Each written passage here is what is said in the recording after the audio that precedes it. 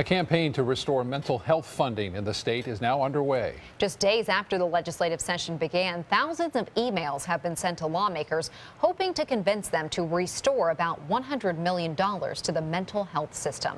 ABC 7's Bobeth Yates has been following this story, and she joins us with more. Bobeth. Well, Governor Scott's proposed budget includes about $100 billion in tax cuts, and a group who says they're focused on mental health are trying to get that money put back.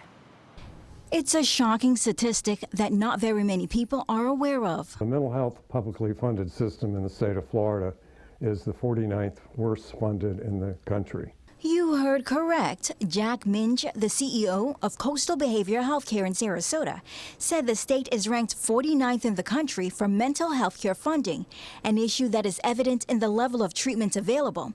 In fact, some say special needs families in the state can spend years, even decades, on a waiting list for help and treatment. It's manifested in wait times for people to get into services and for the amount of services that they're able to get. But it isn't just families who are impacted.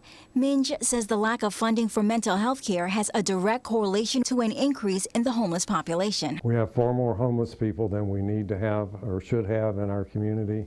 That's been a major issue in Sarasota. Many of the homeless population have mental illnesses, and they also have substance abuse issues. And the funding concerns are only expected to get worse. We've got to invest in our small businesses. We've got to invest in diversifying our economy. So we need to invest by cutting taxes. We're going to cut $1 billion in your taxes. The proposed $79 billion budget also includes cuts for mental health funding. In the current legislative budget request that the governor's put in, it's about $19 million.